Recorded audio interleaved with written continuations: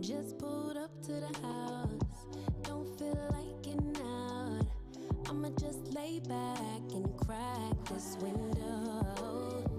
I've been doing my best, taking a moment to rest, feeling stressed out. Give it a good, I put that on God when it gets hard. I stay on my job like no days off, so you can go home with that jump on jealousy, my bad. 'Cause I've been working all day. Can I catch a break? Give a pretty brown girl her space. You can keep your bitter, I'ma make a better way. Hey, hey, already got the world on me. Give a pretty brown girl her space. You can keep your bitter, I'ma make a better way. Hey, hey, better way. Oh,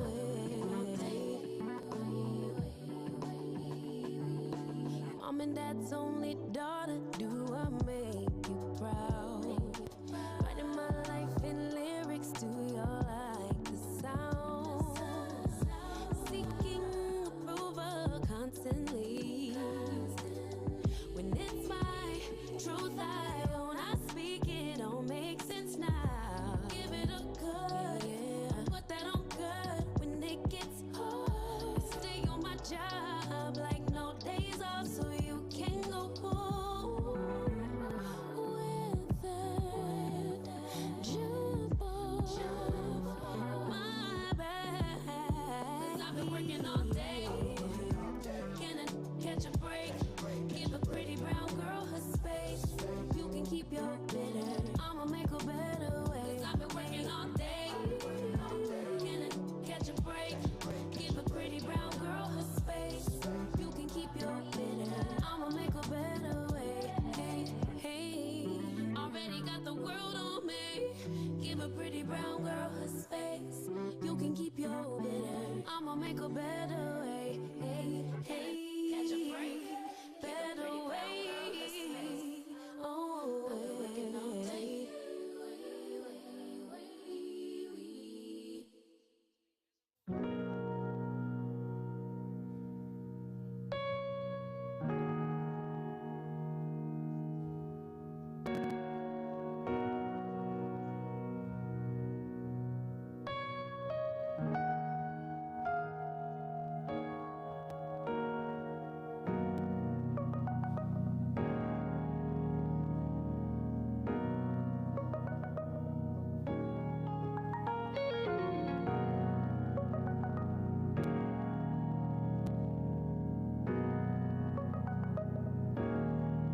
feeling something special for you. And now you got me thinking till the sun comes up. Daylight in my mind is dreaming, and I'm saying too much couldn't be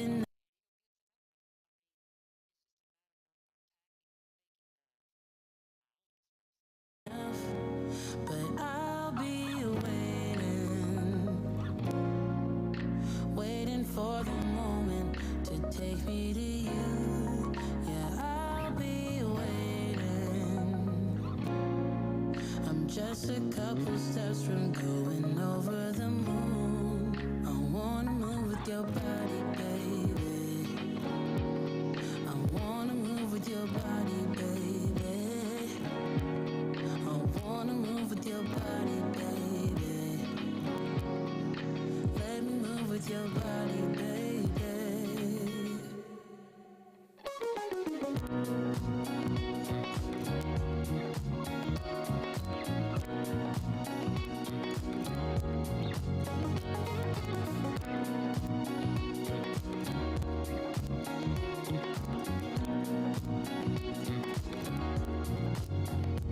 You're exotic.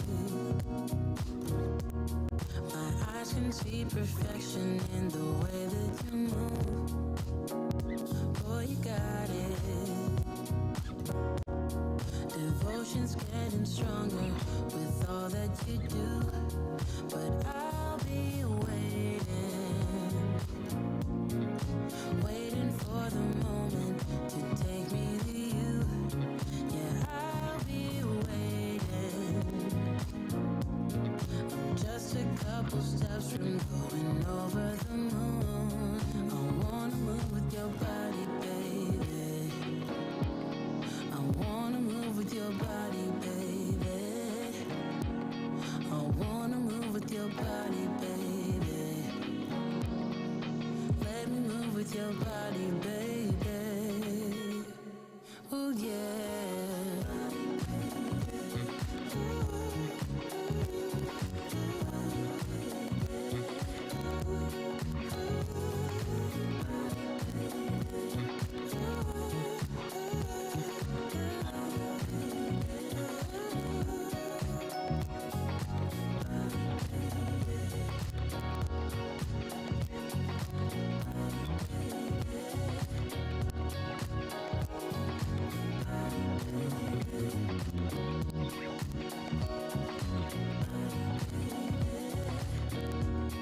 But I'll be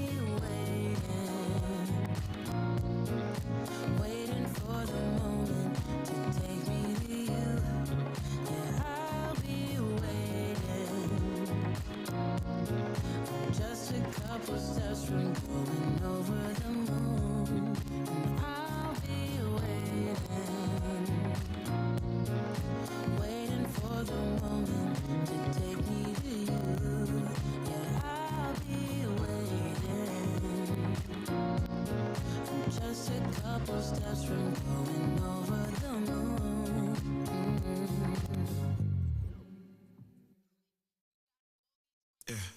Empty bottles of red wine laying on the floor from last night.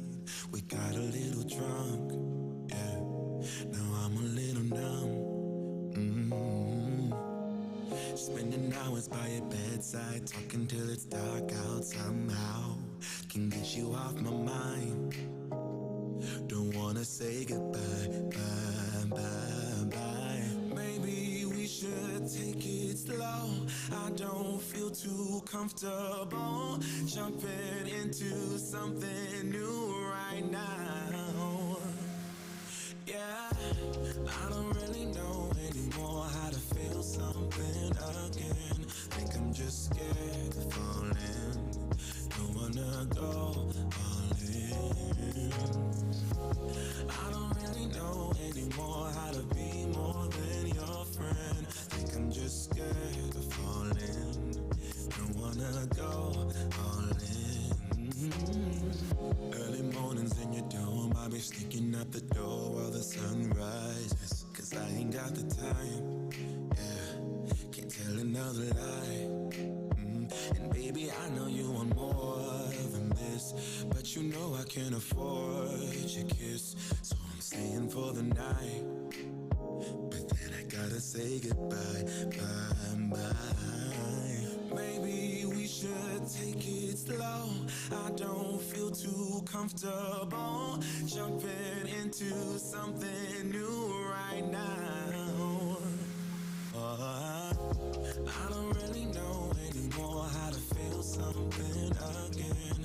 Think I'm just scared of falling. Don't wanna go all in. I don't really know anymore how to be more than your friend. Think I'm just scared of falling. Don't wanna go all in. Oh baby, I don't know. I think I'm scared of falling, and I really don't know how to feel again. Yeah, I don't really know anymore how to feel something again. Think I'm just scared of falling. Don't wanna go all in. I don't really know anymore how to be more than your friend. Think I'm just scared of falling. Don't wanna go all in.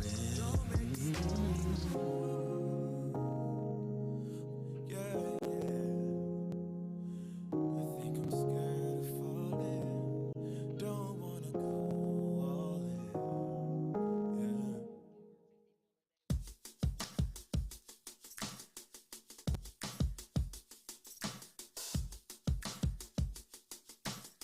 Yeah.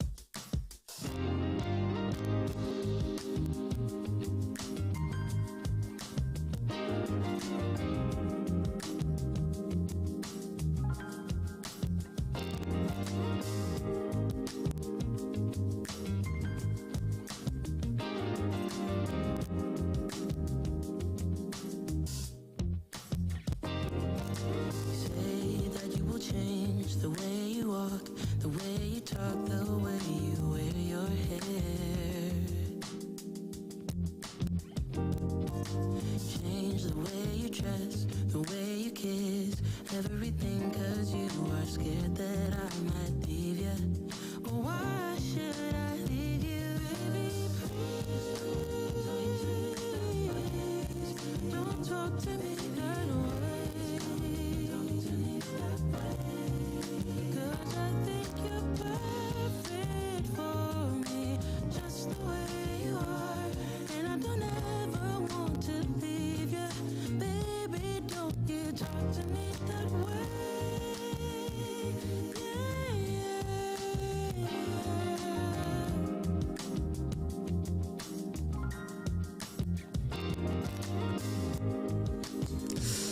All right. Let's see, make sure we're good. And I'm sorry if I sound a little harsh, All right. but I don't know how to get through. Mics are hot. Mics are hot.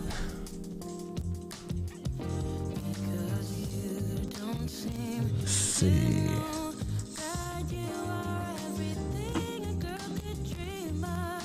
Baby, won't you hear me? Don't talk to me. Mika, are you there? Let's see. You go ahead and bring everybody up. All right. All right. Yeah, I'm here. All right. I don't think you still can't. Yeah, I can't. Can y'all see in the background? Let me just double check because I thought I had her. I thought I had her up. So. let's see. Not have her, but we have her. Okay. Okay. Give me 1 second.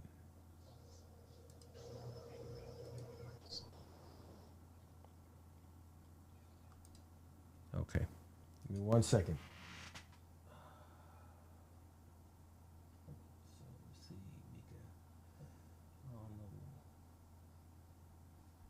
Is she pulling up? Let's see. Okay, there we go. All right, Mika, I got you. I got everybody. All right. Good evening. I'd like to welcome you to another edition of AK on Fire. Let me see. Let me just make sure. I have sound check. Sound check is good. Somebody has it on in the background, so clearly the sound is good. Okay. So we're going to have a good one for you today. Today we're going to be talking about the patriarchy. The patriarchy. Last week, we talked about the narcissism in our culture. And Miss Ebb and I had a little bit of an exchange about the patriarchy, and that is what sparked, that was what motivated today's show. So we're going to be talking about whether or not there is a black culture patriarchy that exists within the United States, and do black men benefit from a male privilege. So let me go ahead and introduce the panel. To my right is Rico the Plug. Next to him is Miss Q. I'll fix the name. The name tags are misplaced, but I'll fix the name. So we have Q, the official Q Bonds. Next to her is Ray. And below me is Ma'at from the Ma'at Speaks channel on YouTube. We have Mika. And we have Miss Ebbs, aka Ebony. Welcome. Good evening, everybody. Okay. Yeah. So today, let's see. Again, briefly, I wanted to talk about patriarchy. I'm going to start off with the intersectional feminists. For those who don't know what intersectional feminism is, it's where it's really focusing on more of the black feminists, the queer feminists, and what they're saying is that discrimination has multiple paths of intersections of oppression. So I want to talk about Kimberly Crenshaw. She was the founder of intersectional black femininity, and it was the intersectional feminists who killed My Brother's Keeper, who killed the My Brother's Keeper initiative. And for those of you who may not be aware, President Obama had an initiative to help out young black boys, because they were falling behind in almost every category. Young boys in school were reading at a 4th grade level. We had a high dropout rate, high incarceration rate. When it came to black males going to college, the matriculation rate was a lot lower. Right now, on average, you have the ratio is like 70% female matriculation in colleges and universities to 30%. And the issue that some of these intersectional feminists had is that they believe that any program to assist males must also include something to benefit young girls. Now, there are a lot of programs out there that focuses primarily on young girls, especially young black girls, when it comes to encouraging them into STEM programs that is not geared towards boys. So this raised a lot of questions as to, okay, well, if you have a lot of programs that are geared towards young black women, and there's no objection from black men, why would there be any objection for young black boys receiving the same type of support? The argument was that black girls had to be included because, black males benefit from a male privilege. And so that's the question I want to begin today by asking. The question is there a black patriarchy in the United States? And to the extent that there is, how much do black men benefit from male privilege? Ms. Ebb, I'll start with you. My answer is yes. if we go back and look at this country, Black men were given the right to vote before women of all races, creed, and colors. So the answer is yes, it's built in. But I don't know if I think that programs like the one that you mentioned should be targeted just because they were made for Black men or Black boys. I think it's very necessary. So. Okay, so while you agree that there is a black patriarchy and that there's black male privilege, you don't feel like programs like that should be targeted because you feel it's necessary. I don't feel like programs like that should be targeted in that way because there are a lot of programs that are for little brown girls already. So I think there's room to pay attention to what's happening and not just jump all over it because you feel like you're being left out at that moment. But I think there's room. But I do think if we pay attention to what goes on in this country, if we pay attention to what happens when Black women open their mouths for things like shea moisturizer, leaving us out of stuff, if you pay attention to who loudly speaks up against that and tells us to be quiet, it's our brethren, and I don't know why. Well, Rico, can you address Miss Ebbs? She doesn't know why. Can you address that? But before you do, tell me, do you believe tell me if you believe if there's a black patriarchy and if there is a such thing as black male privilege? If there was such thing as a black patriarchy, it died 50 years ago.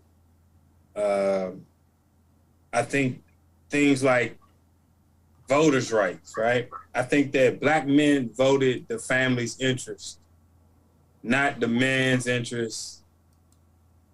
You know, they voted the family's interest. So it really didn't matter that Black men had the right to vote.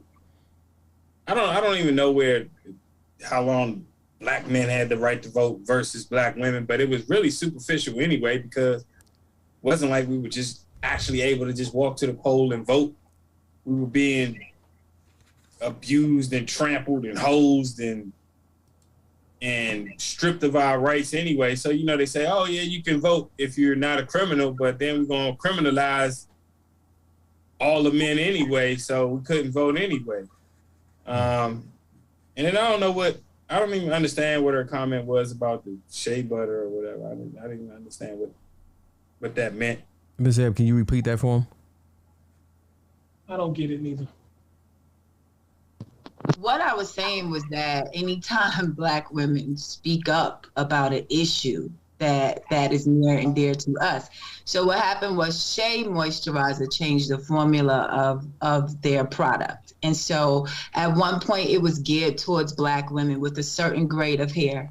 And then when we noticed these commercials were geared towards women who looked a little different and it didn't speak to the people who built the product anymore, and we spoke out about it. It was several Black men saying, shut up, be quiet, you got other products, what's the problem here? And I'm just like, I don't understand why that has to happen. Okay. Well, let's revisit that. Let's revisit that. So go ahead, Rico. I want you to go ahead and finish your point with respect to us benefiting from male privilege. What male privilege? Like, what is? Where has it been? I haven't seen where we benefited. We were able to go to work and get mistreated and talked to poorly and you know, we were able to, you know, endure all of that abuse so that we could provide for our family. Is that the privilege that we supposed to be that's what we're supposed to celebrate? That's privilege?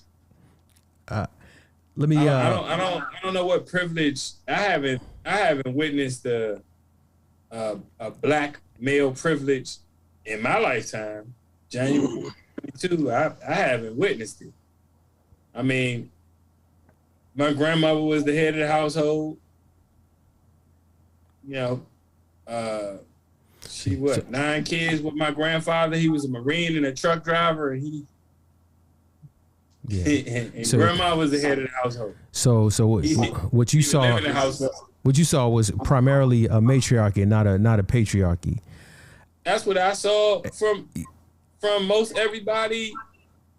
That's what I witnessed most of my life. Not just in my household, but that's just what I witnessed most of my life for mostly everybody I knew. So Mika, what have you witnessed? Do you agree with Rico, or do you agree with Miss Ebb that there's a black patriarchy and that black men benefit from male privilege?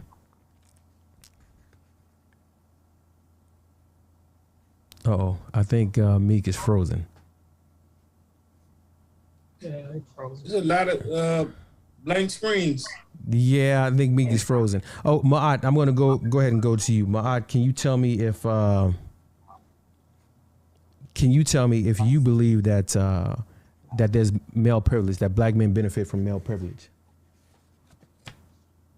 Okay, so first, with regards to the patriarchy, black patriarchy. So, I think that when we use these words, we have a lot of different definitions for words. So we're not operating on the same definition. So with regards to patriarchy, I don't believe that there's a black patriarchy, because patriarchy stems from a system. The system is using what Dr. Francis Cress Welsing talks about with white supremacy and racism. The two are intertwined. You cannot separate the two. And so when it comes to patriarchy, if you're using the definition, because there's lots of definitions of patriarchy. So if you're using the definition of patriarchy as like a man leading the household, that's one definition. But if you use the actual system that we are a part of, that is domination and keeping women out. So who seeks to dominate, and that is the white man. So with that, when you talk about privilege, it's just like what's the privilege that black men have received? And so we can look at privileges all around. So as a woman, I might seem to have privilege just because I'm a woman. So if I walk in the store and someone helps me because I'm a woman, or I receive certain benefits because I'm a woman, that can be deemed as privilege. When it comes to like voting, I tend to agree with Rico a little bit on that, because when you talk about black men in getting their voting rights, that was about how that would also add to the community. So when a black man or a black woman receives benefits, it typically, not always, as a community, on a community level, it will benefit the community. When a white man gets benefits, or because of his privilege, it doesn't necessarily benefit the community. It does not necessarily benefit the white woman. And so that's where we have the kind of the confusion, and where we get where we're trying to compare ourselves and our experiences to all people. So we're trying to compare being a black woman to being a white woman, which you cannot compare the two. Or being a black man with being a white man, you can't compare the two. So black patriarchy is not a thing. Can you say that black men have privilege for being male? You can say that, but as a whole, globally, nationally, do black men have privilege just from being males? We can see that time and time again that actually does not really exist, because black men do not dominate society as a whole. Mm-hmm. They might be dominating, you might have a black community, you might see some black men who dominate in that community, but as a whole, globally, the system that we're a part of, imperialism, which is patriarchy, is a part of that, then no, black men, to answer your question, black men do not, in my opinion, do not have male privilege. Okay. Ray, your thoughts? I'm trying to figure out where this this male privilege comes from. I don't know. I need examples of, said male privilege. Some privileges that men get, we have to actually earn. And privileges that women get, a lot of times you're just born with those privileges.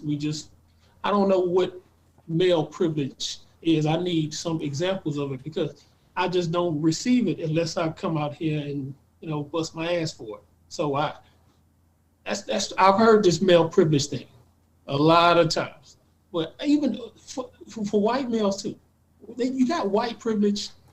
I get that. You got white privilege, but there's no separation from male privilege to female privilege, because if you look at female privilege, it's way longer than our list. If we start listing out all privileges, male versus female, it's not even close.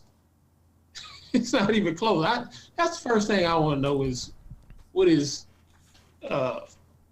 male privilege? I would like examples of that if one would mind, so I could, tell me what an example of male privilege in this society. I often wonder the same thing, and I think Ebony would have to explain that. Ebony or Q, but let's go to Q and have Q explain. Can you give us some of the examples of male privilege? Well, I'm glad I was waiting patiently. Weighing in on the subject as a whole, first addressing, is there a black male patriarchy? Mm-hmm.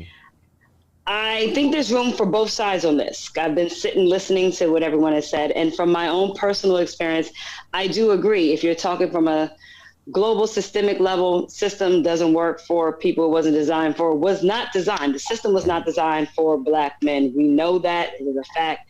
So from that standpoint, I don't see this privilege. I don't see the patriarchy. However, I do believe that within our community and within our homes, it can exist. And I say that because I come from a family where literally patriarchy is a thing. My own father, at one point in time, when I would try to discuss things with him, he would stop in the middle of whatever I was saying and ask, well, what did my husband say? And no matter what it was, he would yield to that. And that is something that he learned from his father and the father before him. And I've had that be a theme on both sides of my family. So within the family that I grew up in, there was a patriarch and an expectation of women to stay in their place. Now, do I think that those black men could take that outside of our community and get those same expectations and get the benefits of it? No. But I do think that it was expected, and I think that where it may not be as big of a thing today, I know that I saw it, and I think it was because women did understand that the black man was able to go out and work where the black woman was not. So they gave them that, be it as a symbol of being submissive, whatever reasons. I know that it does, or at least at one point in time, I can't speak for it much today because it's not in my household, but I grew up seeing it. I grew up seeing that with my mother and father and with my grandparents and great-grandparents. However, I'm also very aware that my father and his father and his father before him couldn't take that same out into the world. Oh, wait. This begs a question. Do you think that there is a reason why your father would yield to him as your husband? I mean, do you think that for the most part, husbands look at the best of interest for the family as a whole? That's something that we would do as far as being a leader.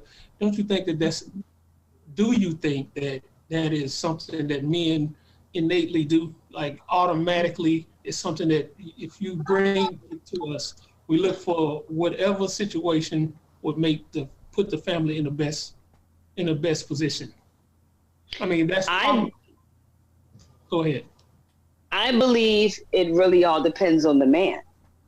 And while I want to agree with you and say yes, I cannot say that because I've experienced both. I cannot say it is innate for a man to want to protect and do what's right by it. Well, no, I cannot say that. I can say for the ones that have been taught properly, then yes. So I could say in my situation, if patriarchy was a thing, I may be more inclined, because I do know that about my husband, that innately he does want to take care of it. But I'm also aware that that's not something that is necessarily normal. It just isn't. So it's not normal for a man to do the best. You saying it's not normal for a man to do what's the best for the family? It's not normal. I'm saying I wish it were something that's normal, but it really all does depend on how that man was raised. It really all depends on, not every man knows how to take care of his family. Well, that's not every man, because you just asked, is that what they want to do? And I'm saying they have to know how to want to. We got to stop this. Not every. I met a dog that didn't bark. Well, is it safe for me to say that dogs don't bark? Generally speaking, dogs do bark. Now, I'm saying there's always exceptions to every rule. But if a man does not do that, he would be the anomaly to the rule. That, you know what I mean? That it's unfair to suggest that something like that. And I understand your point. I'm just trying to bring up that if your dad defers to your husband to do that, generally dads, that's why they used to allow the father to pick the husband, because he would always pick the best for his daughter, to make sure that it's just that patriarchy benefits you. The patriarchy that you complain of, let me ask a question to the female panelists, the women on the panel. And Q, I'll start with you, and then go to Ma'at, and then Ebony, and then the gentleman can respond. As Black women, do you believe that Black men should step up, lead, provide for their families, and protect women in general? I'd like to hear your thoughts on that, starting with you, Q. Do I think Black men could step up and lead more? Mm-hmm. Yeah. Okay. I really think they could, and that comes from my personal belief that I didn't want it was. I'm sorry. I was okay. That comes from my personal belief that a lot of stock and a lot of media was given into the tearing down of the Black woman by Black men. Mm-hmm. When you had that whole hip hop era, when we were bitch, sluts, all excuse my French, and we had to fight back. Suddenly we're in a battle because Queen Latifah's coming back with who you calling her. And although it feels like we've maybe somewhat moved on from that, it's appalling that it ever happened. So I think there's a wanting to feel like the Black man cherishes us and loves us and wants to protect us. Not necessarily like we're damsels in distress and don't have our own voice. But if there's something that matters to us, that's important to us, for example, we made this product famous, how y'all gonna change it? Don't tell us to shut up and get over it because there's other products. Stand behind us and be like, nah, for real. My girl helped y'all do, and Now, and pardon me for interrupting, but are you talking about shea butter again? Yeah, I was referencing the shea butter. I'm lost on this whole shea butter thing. Okay, so what happened with that is Shea Moisture is a company that they became famous because Black women, we were using their product. Because of us, they were able to go mainstream. And then one day we woke up and they changed the formula of their product, and suddenly all of the people that were representing their product in stores looked nothing like us. Their consumer base. Mm-hmm. And we were livid because it's like, this is something that was finally for us. And this is what y'all do? And they also have the formula. Yeah, what happened was Unilever bought the product and then Yeah. Okay. Right, but the outcry from Black women was like, why would y'all do that? And the response from Black men was, well, get over it. Go use, another product. Versus, yes, I see why you upset about that. So Ma, you're also familiar with this, because I honestly I'm clueless about this. I don't know anything. The fact that you're clueless says a lot too, because it was. I am familiar with it, but it brings up another issue within our community as far as and how we are looking to other people to validate ourselves as well. So so the reason I say that is because celebrities do that all the time. They get famous off of Black people, and then what do? They want to go mainstream. So what do? They start doing things. They start putting Black people under the bus. It's something that it happens because, in a sense, we continue to let it happen. We can get political with this. You can talk about celebrities. You can talk about products. You can talk about almost everything under the sun when it comes to how this kinds of stuff. This Shea Moisture is just is a small example of what happens, right? That what happens and what has been happening. And so I do get it. I personally didn't hear a lot of Black men talking about it. I personally didn't. I just know that it was kind of like, because I used Shea Moisture. I did. I used it. And so it wasn't just that they changed the people, they also changed the formula. So now it no longer works for our hair. It works for their hair.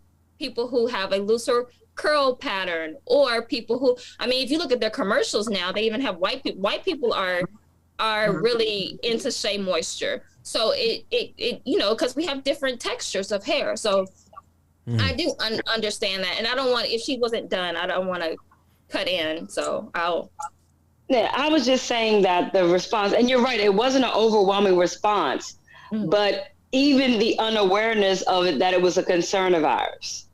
And the responses that we did get were not supportive, because it was like, well, you have Carol's daughter, and you have, and then, I remember I was talking to one guy friend of mine. He's been using Pantene for, he was like, well, Pantene makes it. And I'm just like, seriously, you don't even get it. Okay, well, so Q, I don't mean to, to be inconsiderate, but you're just talking about a difference of opinion, and a difference of opinion. Let's say maybe men don't see it as the end of the world, that, hey, this product changed an ingredient. I don't know that that's an example of male privilege. My question would be, if it's a product that men don't use, why opine? Why not let us have our voices on this one and support us? Or not, but just why opine? Bro, first of all, men, who says men don't use it? I didn't say I got a head full of hair. You just said if it's a product, you threw that out there as if no. He but said something and I asked a question. That's not what I said.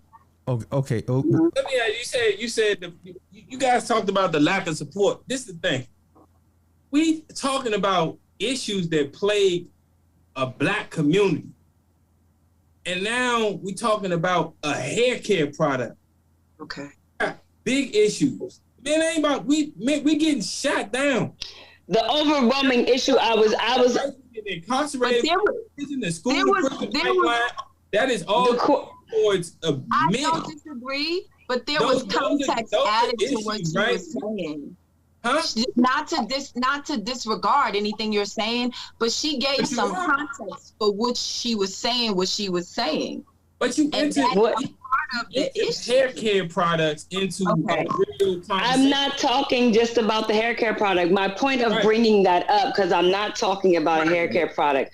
My point in bringing up was he asked a question, do I feel like the Black men could support us more? And that was simply one example.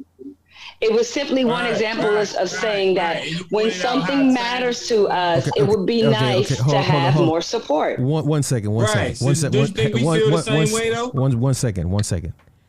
I'm not negating. Hold on. One second, because Rico, hold on. I don't want to mute anybody, but we can't keep talking over each other because people who are listening are not going to be able to understand what's being said. So we have to let each other speak. We can't talk over each other.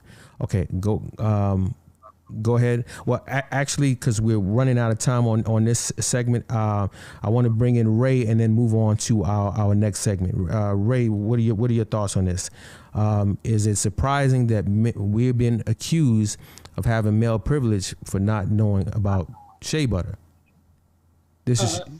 Wait a minute. That's not what happened. That's not what happened. Okay, correct. So, okay. Well, correct. Correct. Okay, so let me bring on Ray, and then in the background, you guys explain, because I think Ray is just as confused as me and Rico, because we are lost on this one. May I please, because I was talking, may I please explain what happened here? Oh, okay. Q, I'm going to bring you up real quick. Go ahead and wrap this up. We are not mad that you all did not know about shea moisture. We are not mad about that. It was simply one example to show where we feel we could have received more support from you guys. That was just it. It was merely an example. I promise you, we're not mad that you guys did not know about it. Okay. And can I just say one thing? I think the issue that we have, and like when we have panels and things like that, you can kind of see the difference, because when women feel a certain way about something, we sometimes don't allow for the men to. They're just not interested in that. There's certain times that I might be having a conversation with my husband and he doesn't really care about the conversation. Like, he's listening, but at the same time, he doesn't really care about it. But like, if I talk to my girlfriend, she's going to be like, oh, she's going to be more involved in the conversation. So I think that the only issue that what they're saying is that if you don't care about it, why do you have to be an antagonist about it? I think that's what's really being said. Like, you don't have to down Black women because hold your applause and jeering until the end. Hey, let me go ahead and bring Ray in, because I know he's chomping at the bit to respond to this before we move on to our next segment. Hey, wait. First of all, y'all are playing both sides of this argument. In one hand, you're saying you're not blaming Black men. In the other hand, you're saying you should have given us more support. So if you're saying that we should have given you more support, to a degree, yes, you are blaming. But what you're doing is you're playing both sides of it right now. Yes, you are, because you brought up that Black men didn't support you in the shea butter thing. And you're also saying that the fact that we don't know that this even existed even proves your point, because that's what was said. So I've had a lot of arguments, and I found this to be very common, that both sides are played so it don't look like you're the bad guy. But you are saying two different things. Well, we're not blaming you, and you should have supported us. You're saying that we should have supported you means that we blame you for not supporting us. I'm saying if you are going to opine, if you are going to have an opinion, then you have an obligation to educate yourself and then support us. If you don't want to know about it, then don't know about it. Don't be interested, stay in your corner. But you can't play both sides where you're not interested, but you hear me and my girls talking about it, or you just happen to get a win of it, and now you got something to say. Now that's what I'm talking about. I'm cool. If you're just as uninterested as I am in your local sports team, cool. You don't talk to me about it, I'm gonna talk about you. I mind my business and you mind yours. But it's when you decide that because you see that there's a cry about it, oh, what they mad about? What's this about? Oh, y'all guys got something to say. Well, wait a minute. When I was talking to you about it, you didn't care. Now you have a comment? How swag? You know, Ray. You can't do both. Ray, Ray. Let me ask you this. Anybody that knows Ray, let me ask you this. Ray, if we watch sports, and let's say, a woman comes up and she says, "I don't get the the big deal. Why do you care about what LeBron is doing or what Kobe's doing?" Would we ever say that they're anti-male or? I mean, I don't think we would draw. You know what, Ray? I'm gonna start off with you on the next segment. Let's start off with you because we spent enough time. Let's agree to disagree on Shea Buttergate and move on to the not Shea Buttergate. What was the disagreement? the patriarchy is patriarchy and existential threat. So years ago, there was let me see if years ago there was a case with his name was Dr. Richard Phillips, and he was having an affair with another doctor. Her name was Dr. Sharon Irons was her name, and she told him that she was divorced from her husband, which he found out later that she wasn't. And every time they had sex, he would always strap up. He would never have sex with her without a condom. So one day she convinced him to that she was going to give him the best fellatio that he ever had in his life, I guess. And so he didn't strap up. He had fellatio. She encouraged him to finish inside of her mouth. And long story short, 2 years later, he got hit with child support. And so he was confused because he's like, "Hey, look, we never had sex. I mean, because it turned out she was still married. She was not divorced. She lied about being divorced, and she did not swallow or spit it out in the toilet. She actually used the semen and inseminated herself and got pregnant. And so he went to court. He tried to challenge the child support hearings. He didn't win. He tried to sue her for an emotional support, and a judge said that, well, even though she was wrong for lying to you, she didn't use.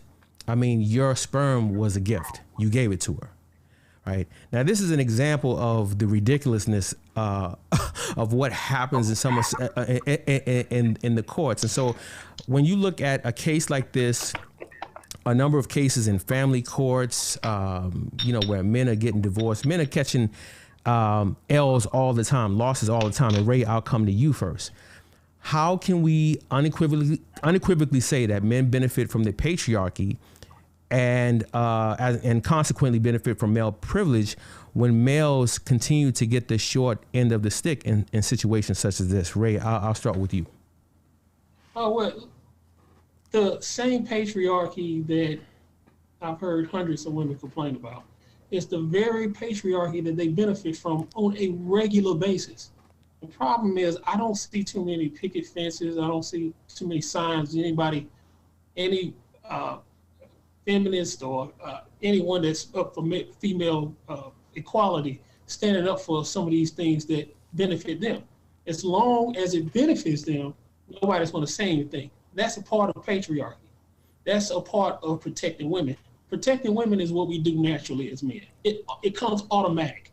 And this society, in this American society, we protect women the very most. And the very thing that protects you, the very thing that you benefit from, is what is complained about the most. It's the most amazing thing I've ever seen. Family court is a disgusting entity in America. And it primarily benefits women. Nobody can argue that. And if to argue that point is just completely unfair, you're not being fair about this. So you can't just complain about the things that don't benefit you, but be quiet about the things that do benefit you. Because I've rarely gotten into a club for free. I've rarely had a woman just come up to me and buy me a drink. Generally speaking, she's getting into the club for free and she's getting the drink bought from her. Those are part of patriarchy, as small as it may seem. That's the thing about it. You want to cherry pick the parts that you benefit from, but you want to complain about the parts that don't benefit you. Even the parts that don't benefit you, in the long run, it still benefits you. Men make more money on jobs, generally because we work harder jobs, more physical, more dangerous jobs. We take less vacations. We do a lot more things on jobs to make us make more money. But who does that benefit more so in the long run? In the long run, if you look at it, all we want to do is give it to y'all. That's all we want to do. Everything that we do, we incentivize to do for you. So those are the things that you complain about. I just don't understand it. I make good money, but guess what? A woman will benefit off of me making good money. A woman will benefit off of me working a dangerous job, climbing 300 feet in the air and working on a windmill. A woman is going to benefit from that. So all the patriarchal arguments that are had, all benefit. Family court is a disgusting unfairness. But I don't ever hear women just standing up real strong, walking down the street, making signs and having protests against how unfair it is. You know why? Because it benefits them. It benefits them. And I just find this to be contradictory, hypocritical. It's all of those literary terms because we're not the ones that benefit from the patriarchy. Women benefit from it. Okay. Hey, I'm going to go to Ma'at next, then Rico, then I'm going to Miss Ebb, and then Q, I'm going to go to you. I want you to close out this section, this segment, and then I want you to start the next segment for us. So, Ma'at, what are your response to what Ray said? So it sounds like we're redefining what patriarchy is, because that's not the definition of patriarch. You know, the patriarch is a system. So the things that you're saying that we're benefiting from is not actually patriarchy, where there are other terms for that.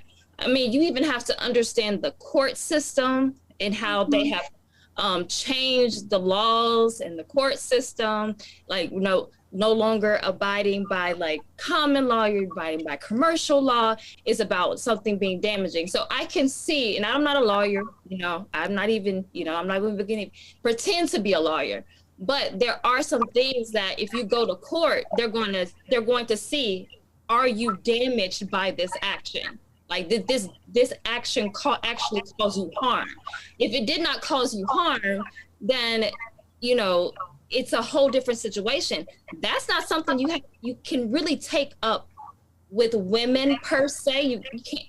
There's individual roles that we take in. Like, for example, that's not something that I would ever do. You know, so that's, you know, for someone to make an example of that and then say, well, see, this is what women are doing. Well, that's not something I would do. So we have to be more careful also in who we are choosing to partner with. And that is a two-way street. And that is something that both parties have to come to terms with, that maybe I'm picking the wrong mates. Maybe I'm not actually doing my due diligence when I'm actually looking for someone. Maybe I need to stop having sex like it's recreation. You know, there are a lot of different things, but when we talk about the actual patriarchal system and whether we benefit off it, as Black people as a whole, we do not benefit off of it, whether you are a Black man or a Black woman. So I don't think patriarchy as a system is good for us as Black people. Now, whether you want to go into the like minutia of things and say like, well, here's a case where someone benefited off of it, then you can have that conversation. But you cannot redefine the term. The term patriarchy as a system is white male domination, and it actually is removing women out of the equation. So that is what patriarchy actually is. So, I mean, you can't redefine the term to fit your narrative. Uh-huh. Uh-huh. Wait a minute. Go ahead, and then we'll go to Rico. What real quick. Just because it's not something, people look at patriarchy as something that's necessary, that's negative. Patriarchy is a big thing. It's not just something that's negatively affecting women. usually when we talk in terms of patriarchy, we talk in terms of women getting the short end of the stick with patriarchy. No, women do get a positive end of the stick from a patriarchy. It's not just the positives, it's not just the negatives, it's the positives also. Women benefit off this patriarchal society. Women benefit a lot, and Western women benefit the most privileged women in the world. And how can you argue? This patriarchal society is why Western women are the most privileged. Why? I mean, I'm sorry. By the definition of patriarchy, how are women gaining privilege by the definition of patriarchy? Like that's what I'm trying, because I think you're redefining the term. That's what I'm having an issue with, you redefining the actual term of patriarchy. Okay. Well, you said it's more than one term of patriarchy. It's obviously some household men ruling. It's a man rule. Is that what you? Well, so the system or the individual role of patriarchy? Because you see. Let me bring in Rico to address this. But to Ma'at's point, as far as the literal meaning of the word, patriarchy means rule of the father. That's what it means. It means rule of the father. It means the father rules. But in the literal sense of the word, when you look at how fathers kind of get railroaded when it comes to the child support system or family courts, can you really say that there's a strong patriarchy? Now, because I'm going to get into some numbers in the next segment, but I'm setting this up for you, Rico, to answer Ma'at's point. Well, I agree that there isn't a quote unquote patriarchy in the Black community. Fathers aren't. We're not running things. We're not running things in the house. We're not running things once the relationship is dissolved. We get the short end of the stick all the way around. But Black women are still under our coverage or protection. They still benefit from our efforts and our works and stuff like that. I think it's two different things. I agree with what Ma'at is saying. It's just two different things. But I think that Ray is trying to make a great point, that they are, they benefit from our coverage. They benefit from our sacrifice, our hard work, our risk, and the fact that there's a bullseye painted on our back, it just kind of keeps the bullseye off of their back. That we carrying that is a big enough thing in itself, because the whole world focuses on keeping the Black man down, and in that, by doing that successfully as they have for so long, the Black woman has suffered also, because they have not had the benefit of total Black leadership. They've been, the whole world's been led by Europeans. So our women and everybody else's women been led by Europeans. We just been carrying we've been bearing the cross though, and everybody wants to keep us down. And unfortunately, it feels like a lot of times our women want to keep us down as well, because they somehow believe that if we get up, it is going to push them down for some reason. And I don't know why that is, but why don't you let's ask Miss Ebb.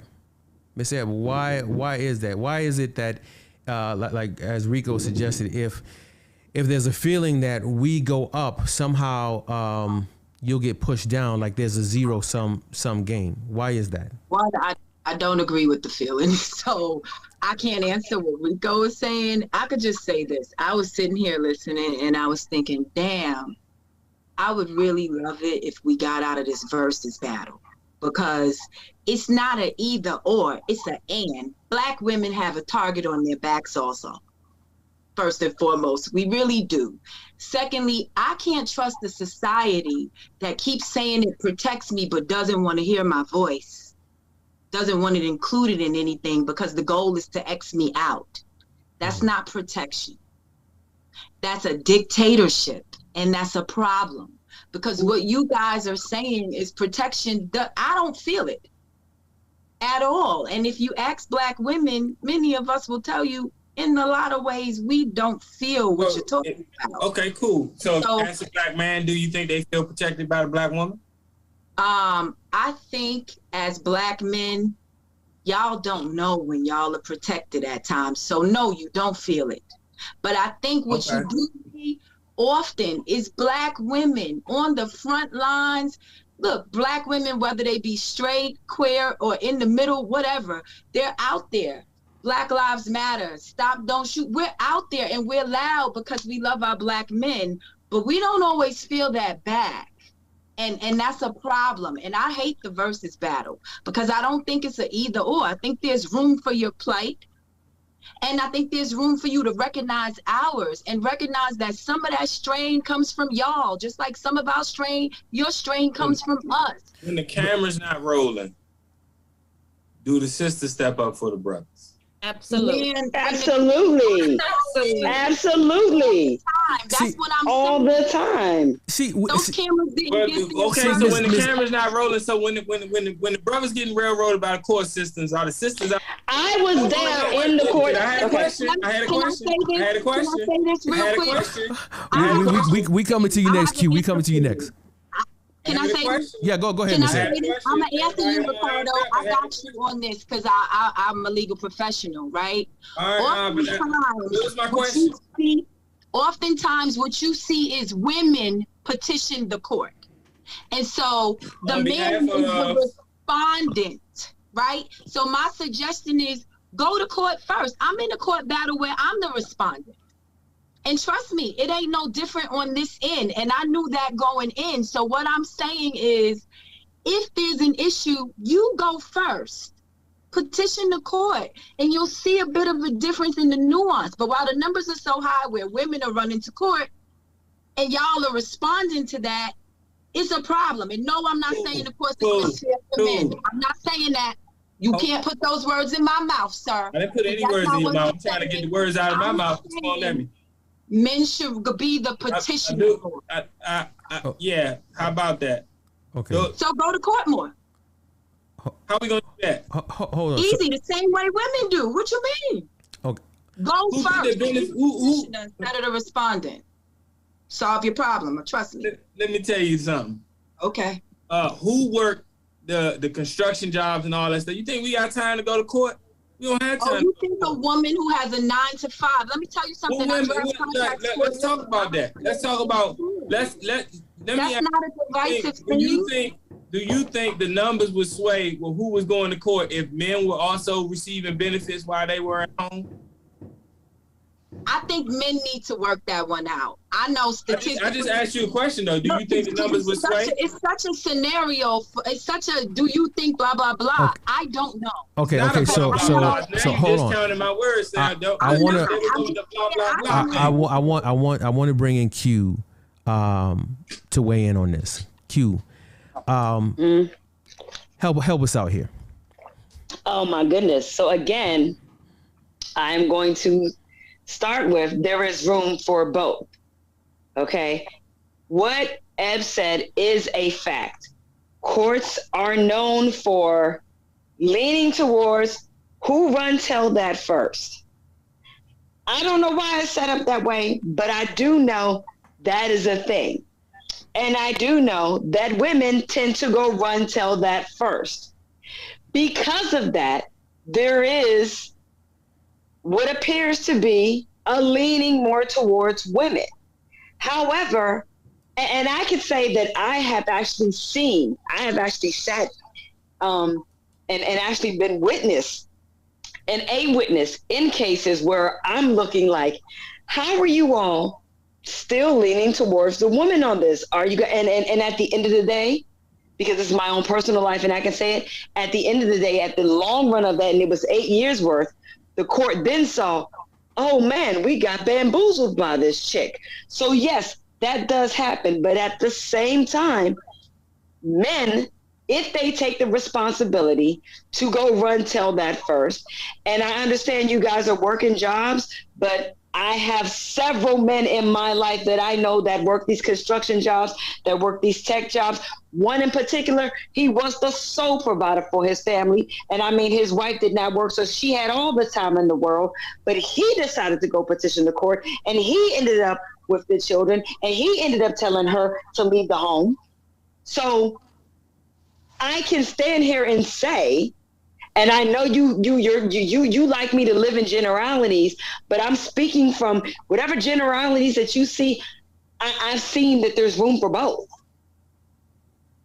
I've seen that there's room for both. I mean, okay, yes. What would happen?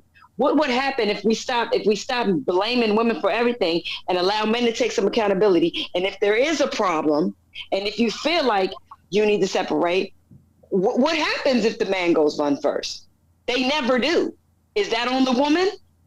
Is it on the woman that the moment a relationship dissolves and she makes up her mind, well, I know that if I go run, I can get child support. Is it on the man that she went and did that?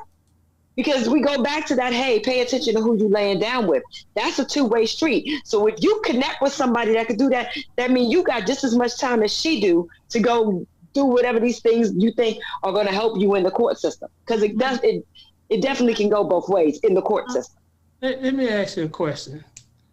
Mm-hmm. As a man, have you ever dated women as a man? Have I ever dated women as a man? Well, no. No, that's a very abusive question. It's come on. I'm not interrupting nobody when they talking. Come on. That's a very loaded question. Why would you ask a question that the answer obviously is no? If you let me finish my question, listen. Okay. Do you understand what you're saying, how hard what you're saying is? What you're saying is lay down with the right person, and this won't be a problem. You understand how much of a... That's not what I said. I said you have to take accountability for who you get with. And if over time the relationship dissolves and you see this thing going a certain way, you have as much responsibility to go run tell that if there's children involved or what have you, as the other person. Y'all both got fair game. The moment that you decide this is not going to work, but you're saying he has as much time to run to the courthouse as she does. But you're saying run tell that like you can't believe whoever files first. Who files first? Only a person in a privileged position can make an argument like that. Only a person that has... No, I'm in a position where I've seen both sides. I understand that you've seen both sides. I saw a dog that didn't bark. You understand? That is called an anomaly. What I'm telling you is, generally speaking. So we're back to generally speaking. You don't want to talk about... Yeah, because we're talking about the general population. Right? Generally speaking. Okay, hold on. One mic. Well, the general population says the women go first. We just said that. So... And one thing I wish that I was talking to my boy the other day, and I know it'll never happen, but for you all to understand the privilege that you have, I wish one day somebody creates a machine that men can't see women for what they are, for women. For one day, men only saw women as men, and we just looked at, and our vision wouldn't even be able to see women. Your life would change so much. I wish to God that happened one day, because the way you all talk, it's like no other woman in the world talks like this. You talk from a position of privilege that you don't even realize that you have. And it's a position of privilege that we created for you. We gave you the privilege that you have, and you argue the privilege that you have. Do you understand how unusual? You couldn't go nowhere else in the world and then women will argue what y'all argue. This is unbelievable to me. Men have died to protect you, even though you all talk like you talk, and it's egregious. And y'all wonder why I don't feel And Ev said, we don't recognize when we... Wait, hold on, Rico. Even though that y'all are talking egregious like that, there is an innate thing deep down in me that forces me to still protect you. So you will never, ever get to see what we have to deal with on a regular basis. All these stats we talk about, none of them are lies. None of them are lies. And if you were able to go to these other countries and see what I saw, you would come back a completely different person. I can't believe you can even argue the privileges that we give you as men. We fight. If some man get on your ass and start... Does the general population know about these other... Because you keep talking about these other places, and we're talking about the general population within our community, right? So I need you to stop reaching for something that the general population hasn't seen. If you don't want me to narrow it down, because right now you keep talking about what you've seen, but we're talking about the general population within the Black community that probably has not lived the places that you've lived and experienced the things you've experienced. So if I can't pull in my anomaly, please stop using yours as justifications in this here conversation. Okay, so either way, whether it's a Black economy or not, is the Black community or not, wherever it is, we still as men fight to protect you. We still give you the privileges. It don't matter where you go. Every community, we protect men, women. That's just what we do. If somebody come get on your ass in the street, some man gonna come help you. Some man is gonna protect you. But y'all just talking, completely oblivious to the fact that we protect you. Okay, that ain't always true. Okay. Oh my God. And look at the prison system. Look who's sitting in jail. Protecting the opposite sex. I promise you, a bunch of women ain't sitting in prison for protecting men. I promise you that. But it's a bunch of men. I promise you there's men in prison for hitting women, just like there's women. And I bet you it's equally amount of men in prison for protecting. There are a lot of women in prison for protecting men. They told lies, they did bits. Yo, there's a man here saying there are a lot of women in prison. There's a man in there saying that? Ask that man how many women he smacked and how many women smacked him. Okay. Hold on. Ask him. I have a question. Exactly. I have a question for you, Miss Ab. I got a question for you, Miss Ab. So I got a text where it's been said that some men will run the court first and take the home and the kids from the mom several times. It said men with money go to court first. The only privileged are the ones with the coin. No.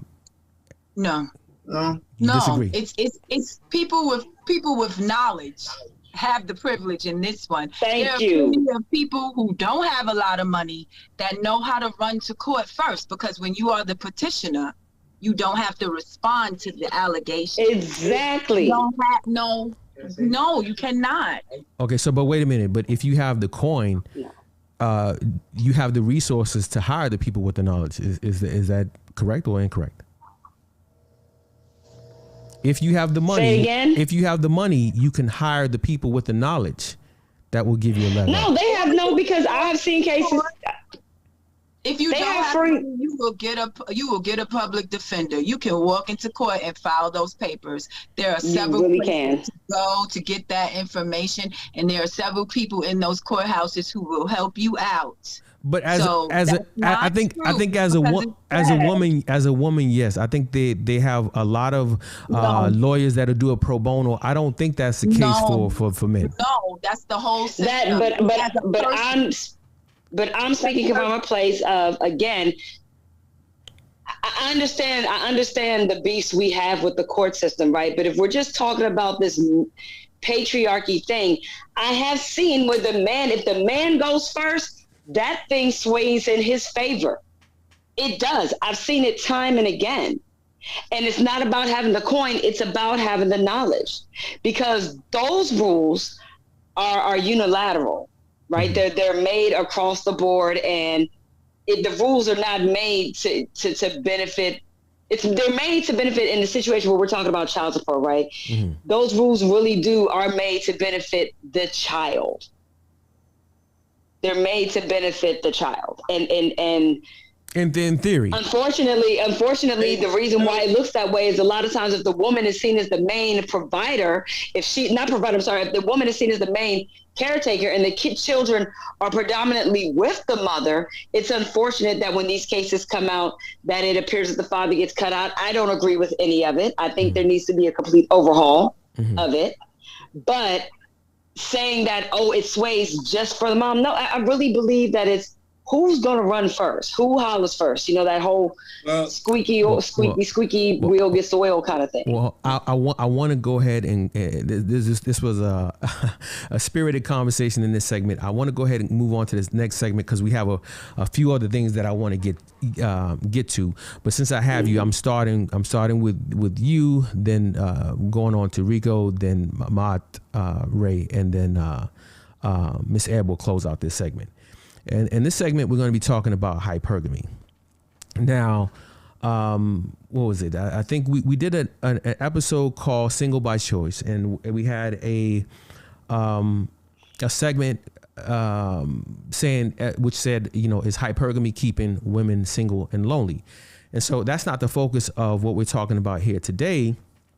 But I do want to emphasize whether hypergamy is necessary given the changes in the dynamic between men and women, right? So when you look at the numbers, men between the ages of 25 to 44 have fallen out of the job market, I believe, by like 8 or 9%. So it went from 96% back in 1971 or 1970 to 88% in 2021.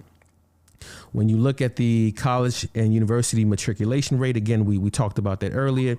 It's like 70% women, 30% males.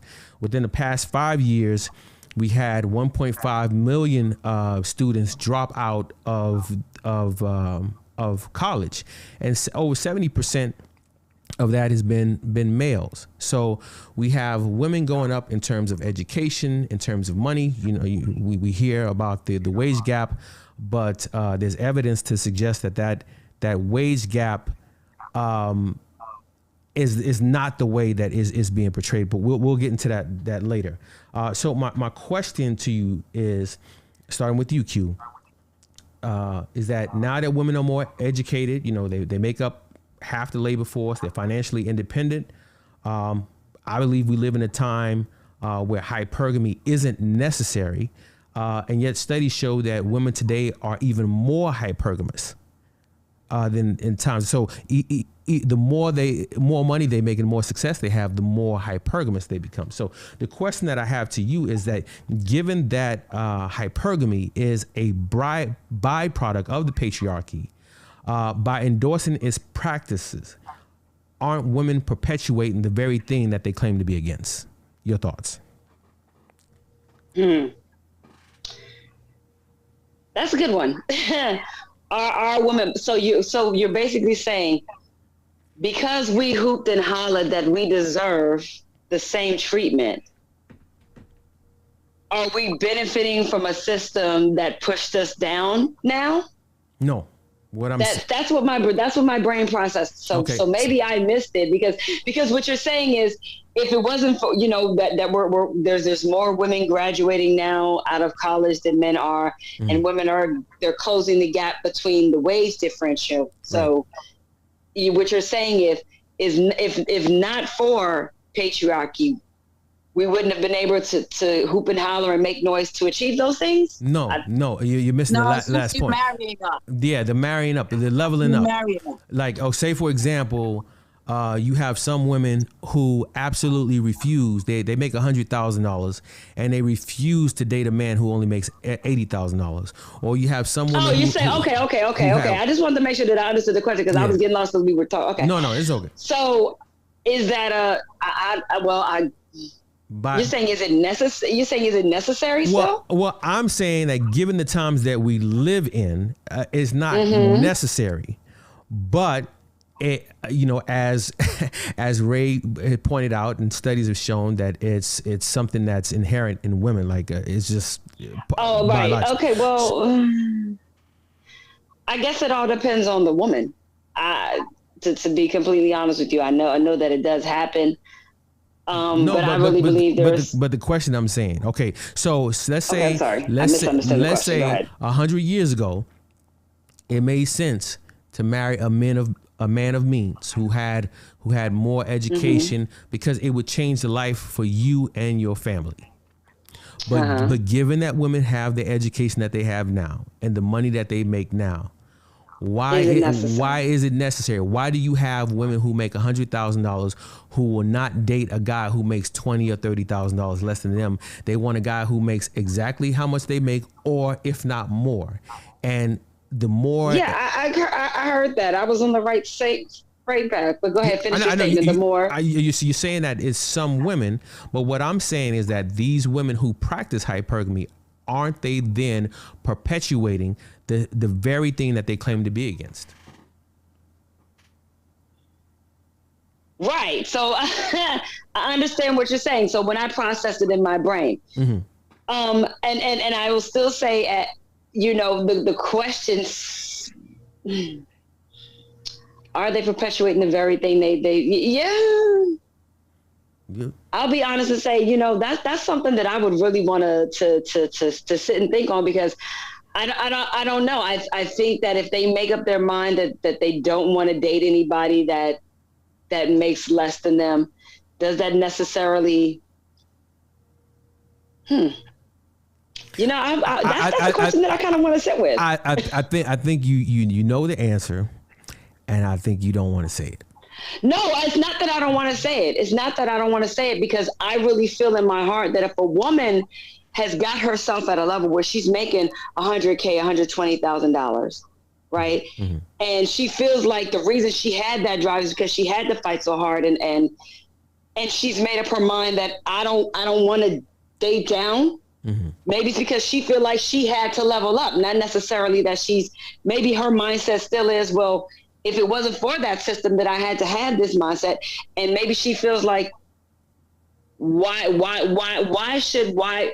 you feel like, if there are men that have this thing where they feel like, well, I want her to be the little woman and we can make it less than me, why can't she carry the same mindset?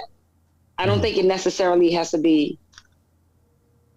Oh, I mean, okay. I mean, you understand what I'm saying? I'm still of the mindset of, what if in her mind she just decided that if it wasn't for this system of patriarchy anyway, I wouldn't have to do all of this to be at this level where this is even a thing. But since I'm here. Okay. How is she perpetuating it if she fought against it by achieving that level?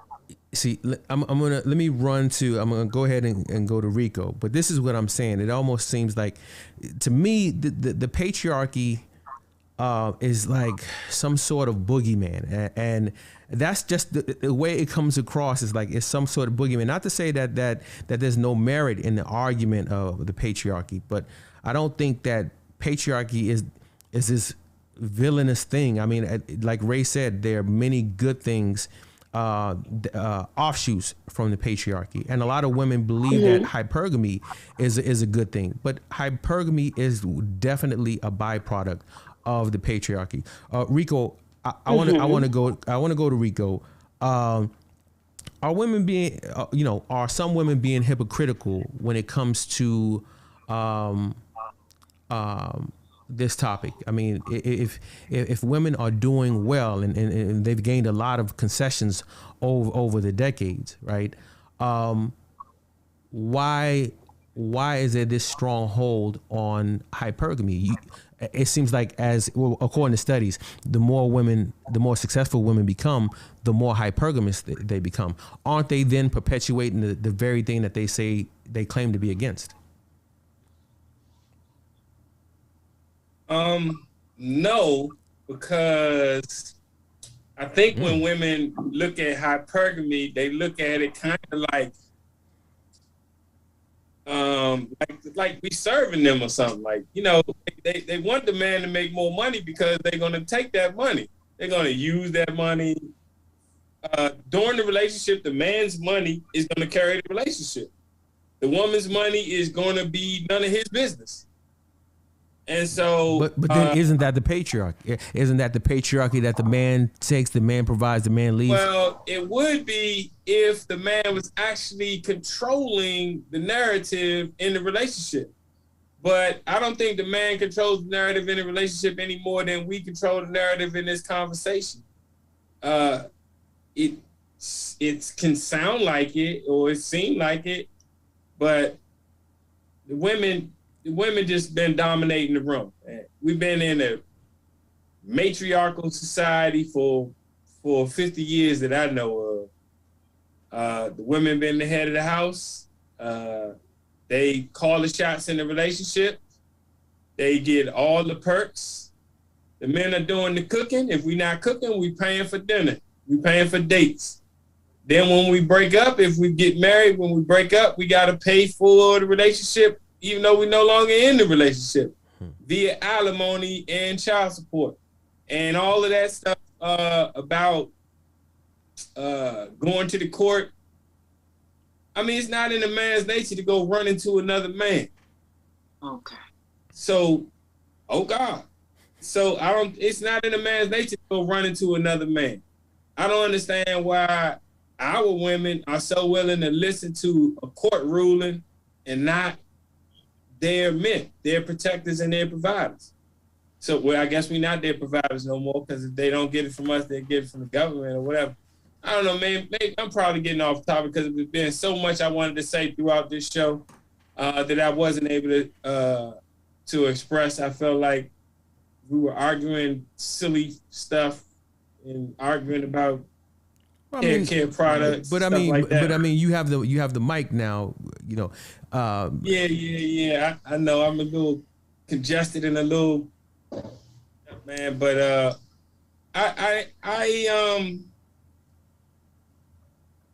I do think that women still talk like they want a guy that makes more money, and they want to marry. They marry up, but their actions outside of marriage, they aren't so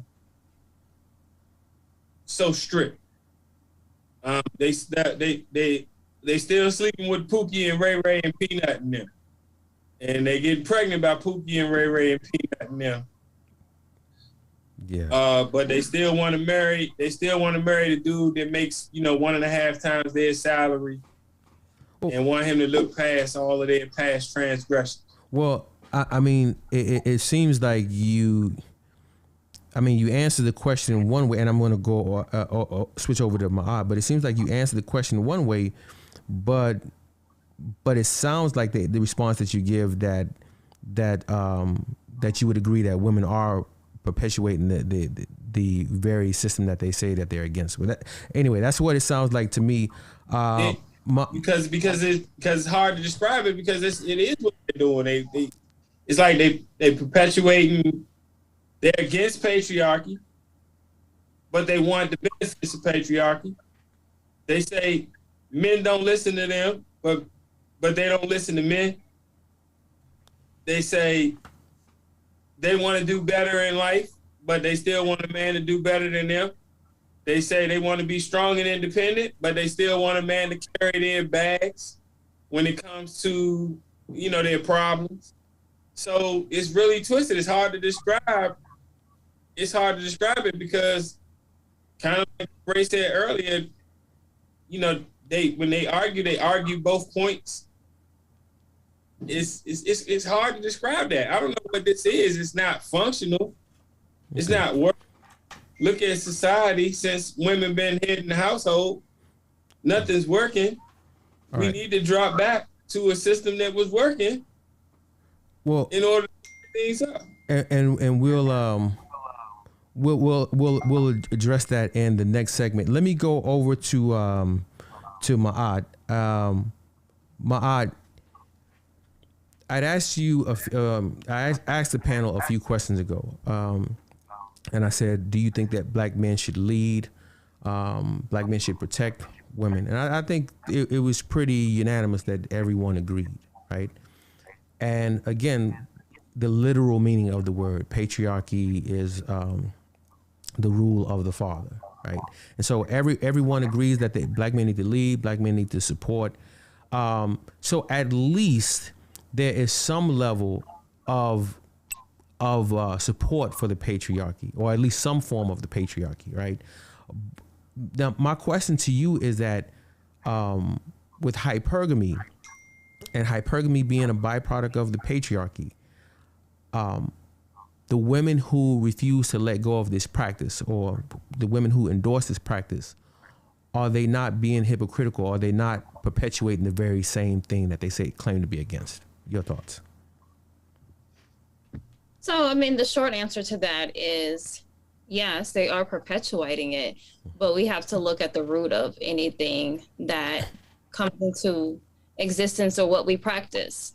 Anything that we practice has a root to it. So we're talking about something that's cyclical, like we are repeating certain things. Or, for example, if a man is always coming and he's putting money before you, or he's showing like his best cars, or whatever it is, then that is what women seem to want to, go after, because that is what men are leading with.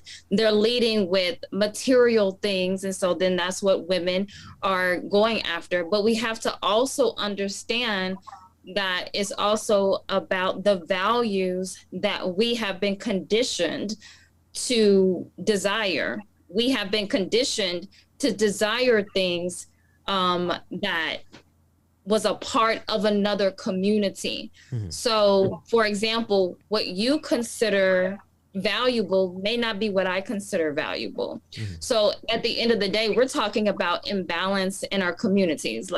And so a lot of times when we talk about patriarchy, we're talking about an imbalance position, because like women being hypergamous, that has to do with a woman taking the role. So if I'm a woman, I'm making $80,000 and I only want a man that makes that same amount or more.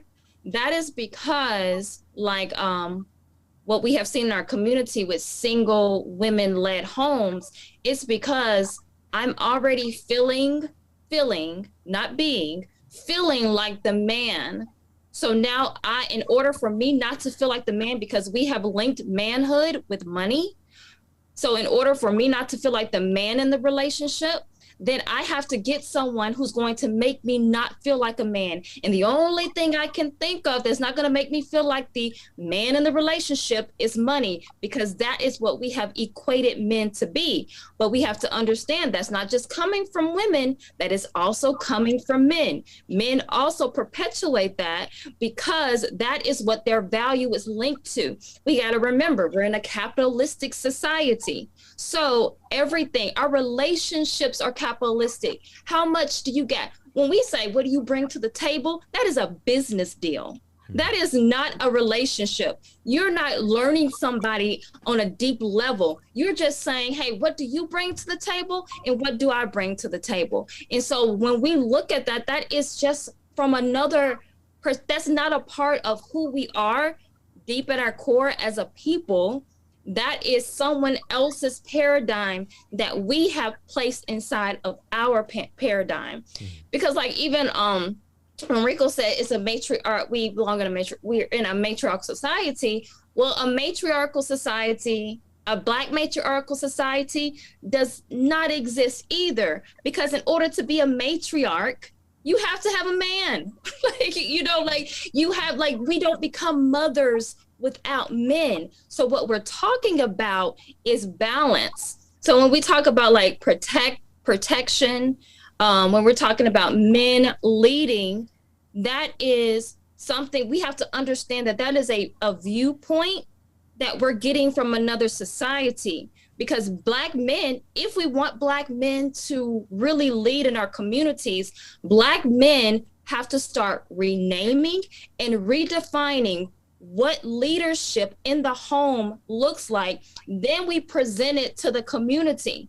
So what leadership looks like should not look like leadership from a white perspective. It should look like what is best for our community, what is best for our children, how are the next generation going to benefit?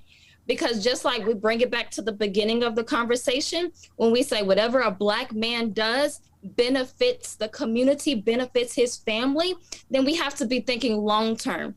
What you're doing today, the way that you think, your values, is it benefiting the community? Is it going to benefit your great grandchildren down the line?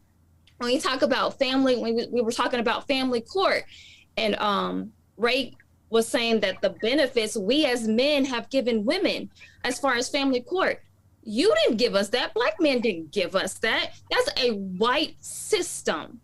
That is not a system that was created by Black men. Because why would a Black man create a system that he is not going to benefit from? You're not supposed to be benefiting a woman is not just supposed to be benefiting from a relationship, just like a man is not supposed to just be benefiting. We are supposed to be coming together, joining together, and benefiting together as a unit so that who else benefits? Our children benefit, our great-grandchildren benefit, and on down the line.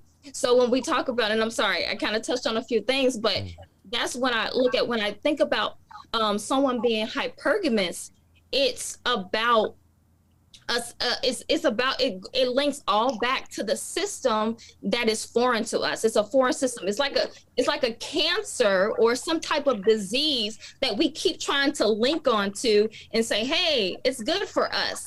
If it's not good as a whole, as a totality, then is that system really good for us? Because it has to benefit the whole community and not just people here and there. Right.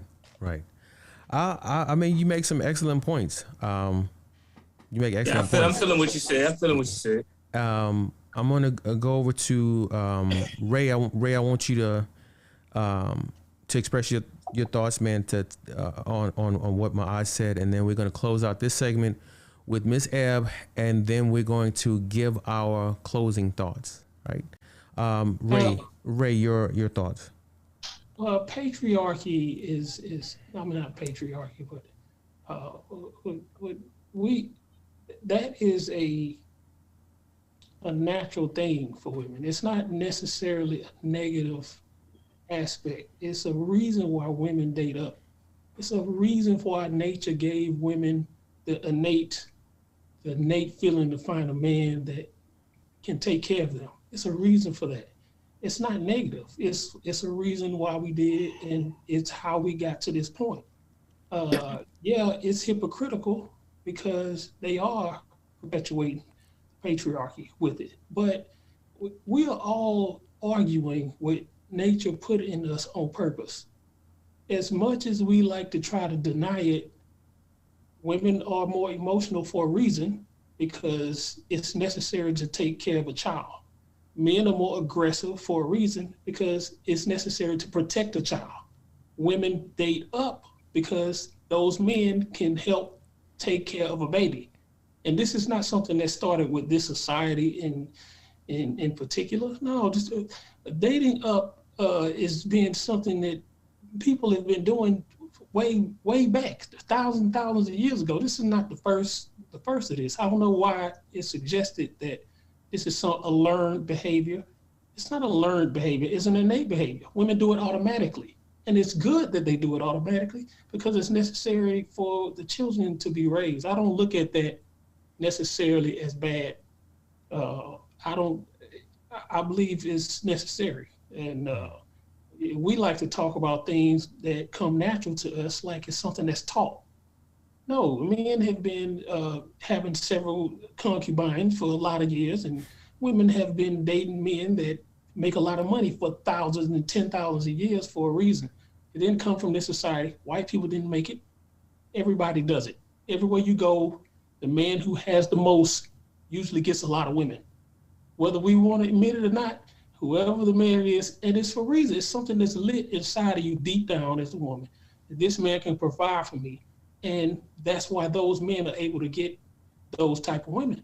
I don't have anything bad to say about it. I think it's necessary. just like I believe all the other stuff that we argue.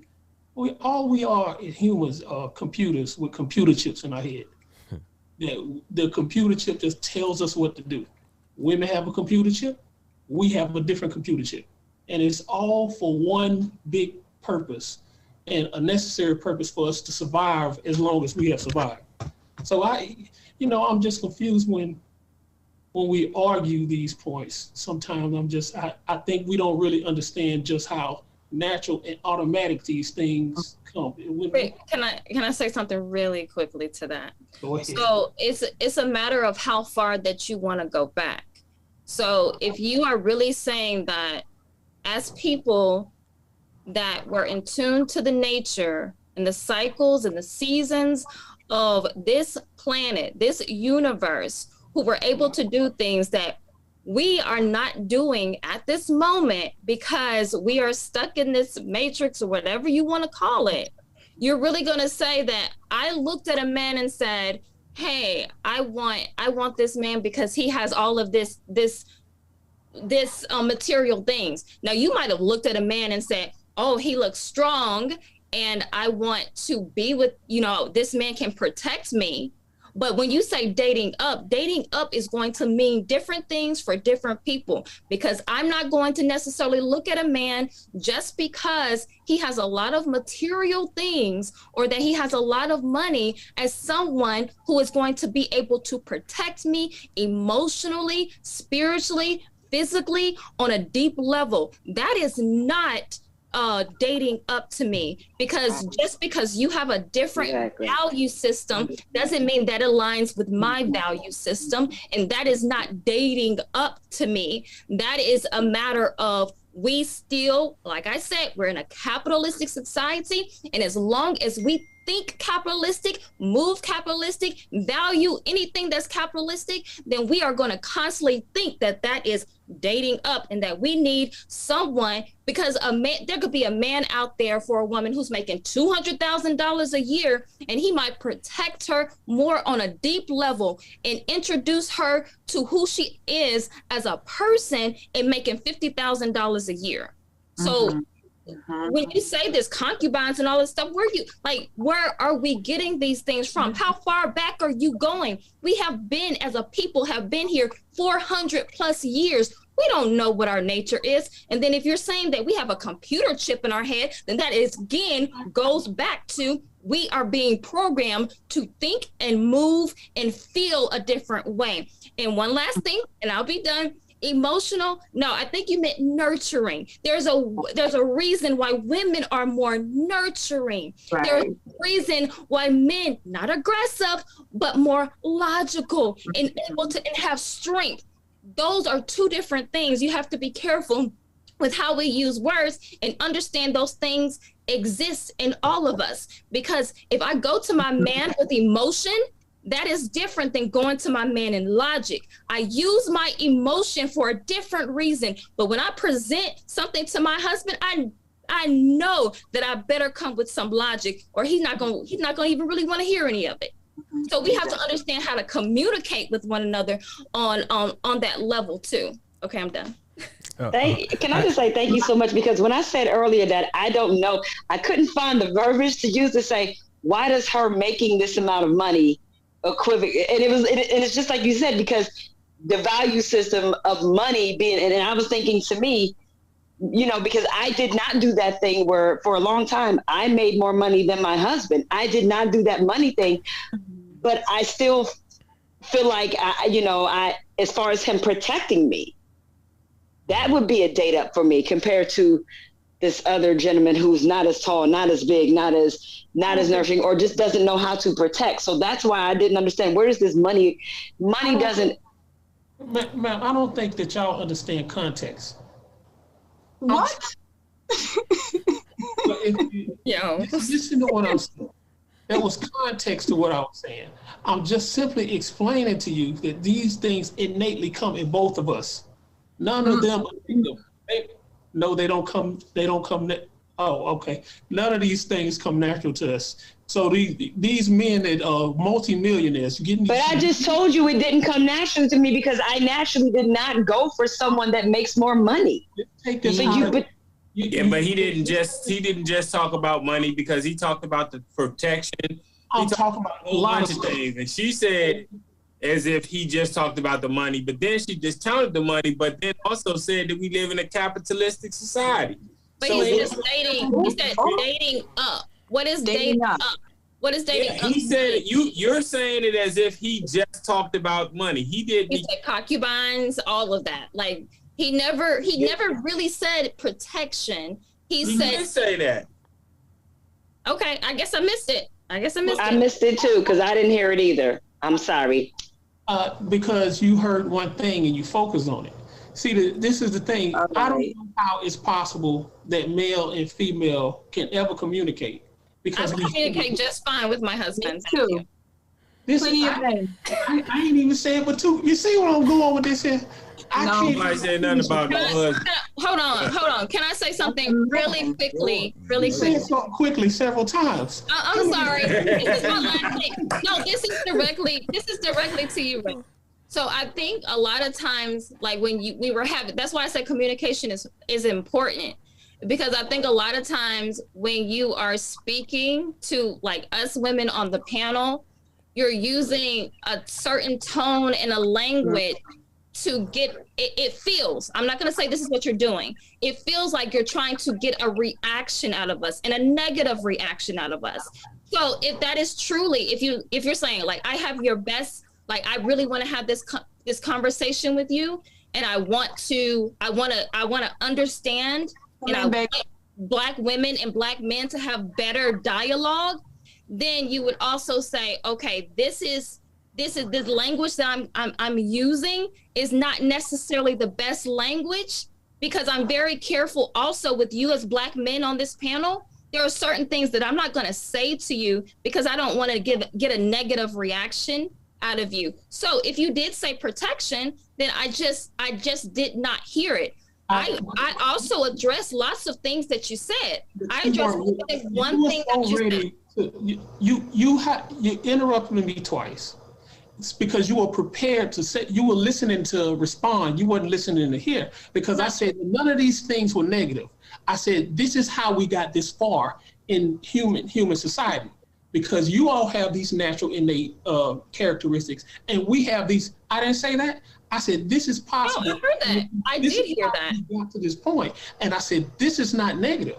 As a matter of fact, when we had this conversation, and I told Abe this on another show, I said, I don't think that women need to start dating down, because we were talking about hypergamy, because it's innate for women to date up. I think that men need to step up, because it's innate for women to do this. And I understand the natural aspect of being a woman. You can't, I said this before over and over, men expect women to think, I don't know how to say it, to not spark something here, but men expect women to think mathematical all the time like them, and that's just not in the nature, because the women have empathy, sympathy, and compassion. These are the things that's necessary for us to bear children and to raise children. These things are necessary. I said this all the time.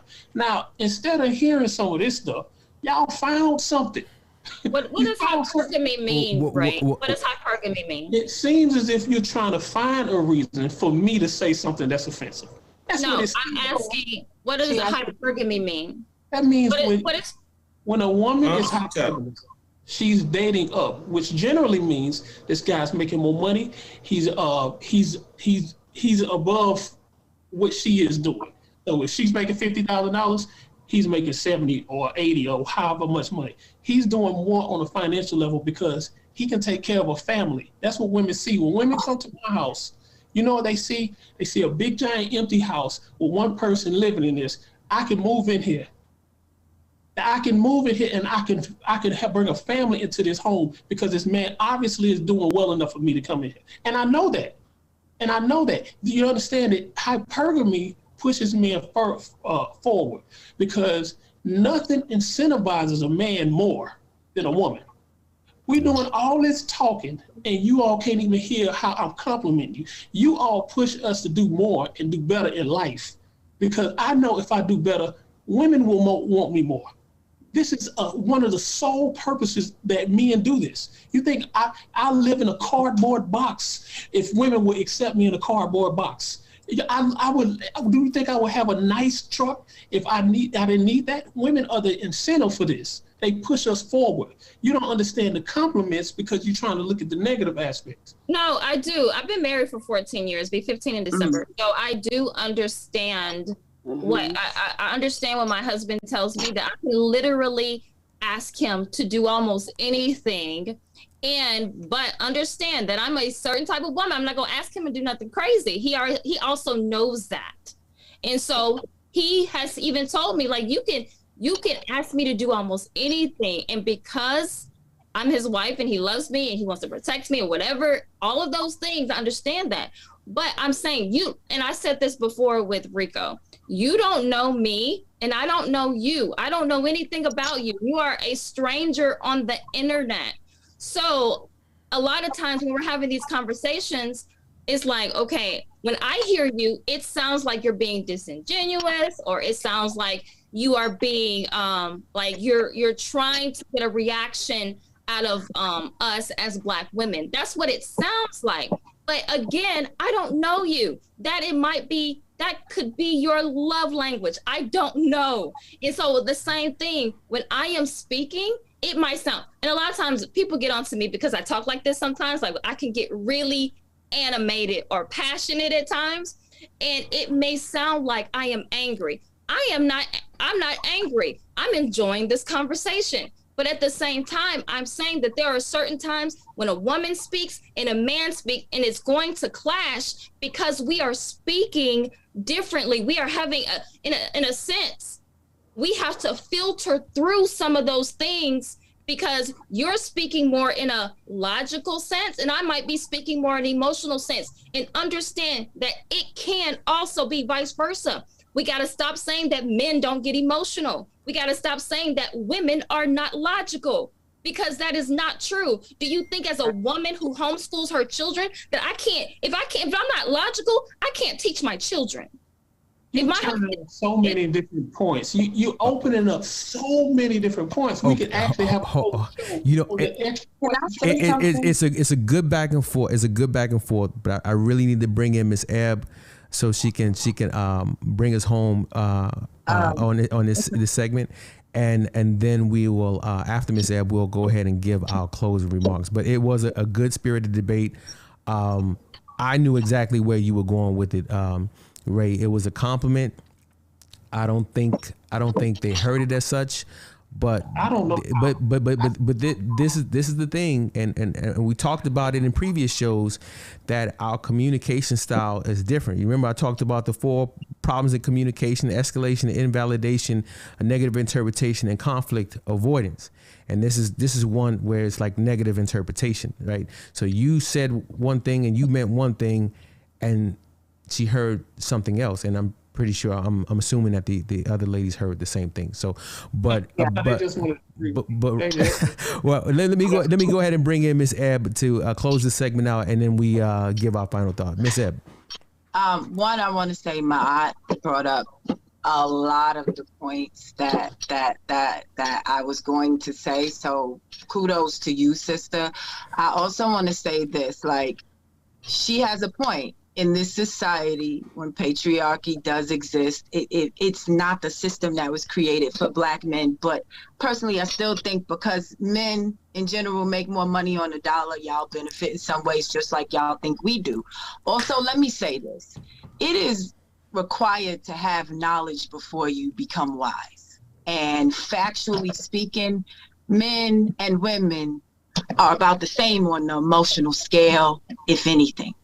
And what Mayat was pointing to was that we all embody these traits. It creates balance in us. We all have logic. We all have the other thing too, where we move in the nurturing skills and more emotional. Everything can't be so aggressive. That's masculine energy. Sometimes you have to move like water. That's more feminine energy, and we all have that. But because of the fact that women are not more emotional than men, it's hard to receive what was being said as a compliment. because I happen to know that factually that's not the case. We may express some of those more, and the ones that we express more don't get respected. But there's a bunch of angry men who did some things that are locked up in jail now because that's an emotion. So I just think we need to make more room instead of this versus battle, and we need to pay attention more, because if the society was created where men make more money on the dollar, then yeah, there are going to be women going, I should date up, if they decide that having more money is dating up. But since there are so many women in this society who get with men who make around the same as them, I don't know if it's something we may want, but I don't think it's something we all achieve. No, I really don't. And let me just chime in real quick, and I'll let you finish up. You're right. It isn't something that they achieve quite often, and right. you do have a lot of women who will say, and they will shout and scream to the world, that they will absolutely not settle, that they refuse to settle, right? And that's okay. No, it is okay. It's okay. It's their prerogative. But then they turn around and blame men for not being what they want. And that's not okay. Okay. That's not okay. Yeah, that's not okay. But the thing is, a lot of them say, if these men were just doing this, no. But men don't exist to make you happy or to complete your checklist. It's up to you to make yourself happy. Right. So I didn't mean to interrupt. I just want to make one more point, and then then you take over. But when it comes to the wage gap, women who are childless or women between the ages of 20 and 30 make equally as much money as men, if not more than men. Right. And cities like New York and DC, I think it's like 102%. Women make 102% more than men. So I guess for every dollar a man makes, a woman makes $1.02. It's only when women get into their mid-30s, when they start to get married and they start to have children, that they prioritize their family and they begin working less, or they don't try to compete for. I'm telling you, there's a number of studies that are done by it, and one of these days we're gonna do a show on the competitive nature of women, but that's a topic for another show. All I'm saying is that it's only after they get into their 30s and they start to have children that women start to work less, and even part-time women make more than part-time men. There are a number of studies that indicate that. But I want to go ahead and let you finish. I apologize for interrupting. I just wanted to express that. Go ahead, Miss Ebb. You went all around the world. I don't even remember. All I want to say is it's okay. And sometimes women who decide I'm okay with not dating aren't the women yelling, well, y'all should have did X, Y, Z. Mm-hmm. So we can't speak in general like those are the same women necessarily, because they may not be. And so I don't want to get caught into this thing where a narrative gets created when women are so multifaceted and so many are okay with not getting married because they've had to do the work for themselves. Or so many are okay with with complaining about how men should be. I see both. And I don't necessarily think that the ones who complain are the ones who are okay with being single all the time. I think there's room for both. And I think many who are fine being single or not getting married or whatever tend to get dragged for that too. So it's a weird place. Want to be married. All women want to be married. Yeah, I will say this was a good segment. It was a good show. I'm going to start off. We're going to go left side of the screen, then right side of the screen. We're going to go Rico, Q, Ray, Ma'at, and then Miss Ebb. And I apologize for the names being screwed up on the screen. Let's shoot for about 90 seconds, a minute and a half for each closing remark. I would like if you would. I'd like to close out on a positive note because I'm with you. I'm with you, Miss Ebb. I think the back and forth is good because I think from the conflict, sometimes we realize that we see things a little differently, and then we can communicate together and work to try to find some form of resolution. So in our closing arguments, you're free to say whatever you'd like about this topic, but the question I have for the closing is if you can add, what do you think we can do to address the grievances of women without men being vilified, if you can do that. So let's start with Rico, your thoughts. I think that Ray and I are kind of on the same page when it comes to men just need to pick themselves up. We definitely need to do better. We need to come together. I don't know so much the court system. I don't know if we need to do it so much through the court system as we just need to do it in a group structure. We need to start creating our own groups as men of color and give these ladies something to respect because they're not going to really hear us because we're not really moving in a way that demands respect. And I can dig that. I can see that in myself and in us as a society. So, we complaining about a lot of things that aren't happening. We're complaining about what the ladies aren't doing or the love the ladies not showing us. But I mean, in the same token, I get it too. But I think that people need to be honest. We talking about the hypergamy and all that stuff. A lot of women talk about it, but I don't really feel like they moving that way. They just say they moving that way, but kind of the numbers say that's a lie. So I guess we could have them in our corner, but it's kind of like behind closed doors. Kind of. It's not publicly. I don't feel like they're publicly respecting us or being there for us. But in a sense, I do feel like they I don't even know how to describe it. No, well, I mean, I feel like they're not too far gone, but I feel like us brothers just need to step it up. Okay. We need to step it up and try to get them back. All right. Good thoughts. Q, go ahead and give us your closing thoughts. And if you can add, is there, what can we do to, as men, to address the grievances? What can we do collectively to address the grievances as women without men being vilified? Okay, well, a wise woman once told me one of the mantras in my life, which is communication is just like blood to the veins. Without it, you die. The problem is that there is a breakdown in communication on both parts. And there's a dissatisfaction on both parts. Shout out to Wendell, I'm gonna say it again. He told us, we met a guy and he told us that disappointment lives in this space between expectation and capacity. And there just is no conversations happening.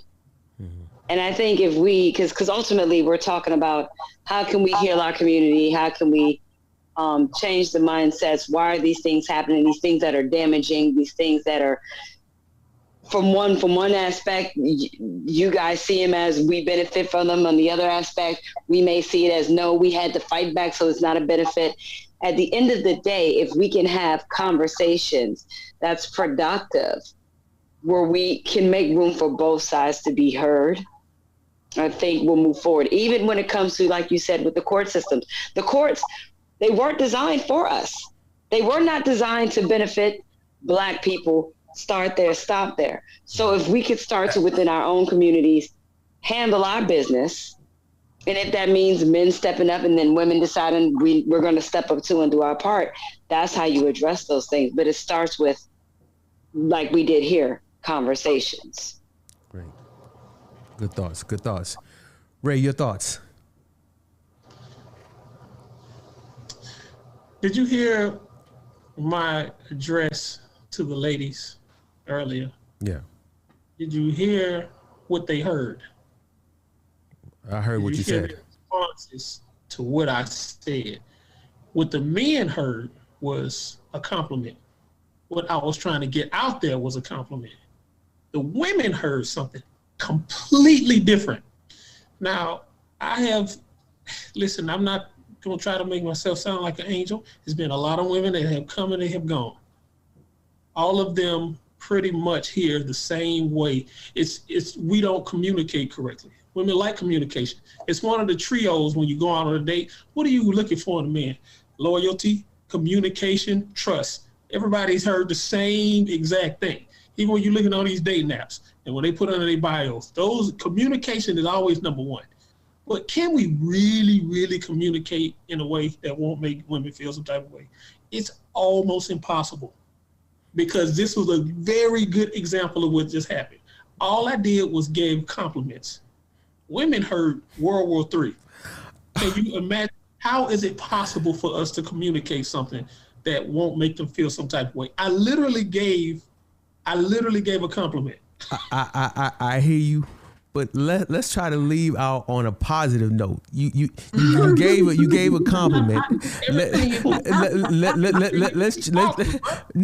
I'm saying, because you are at least being positive in the fact that you were given a compliment. Don't now take your compliment back because they didn't see it as a compliment. No, okay. So then let's leave on a positive note. How can we address?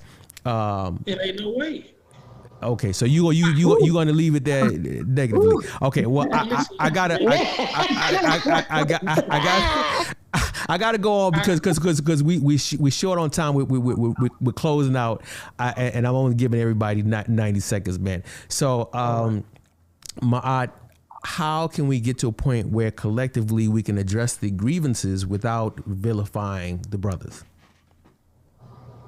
So one thing that we as women have to do is we do have to take accountability for our actions, for the things that we say, the things that we do, how we add or we take away from the conversation. Just like tonight, I can sit here and I can say like, well, I didn't hear that.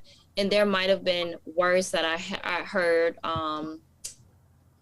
that maybe I latched on to. There's an African therapist that I spoke to before, and the one thing that they said is whenever you go to your spouse or anyone, not even just your spouse, it could just be someone that you're trying to communicate with, you don't take 10 things to them at one time.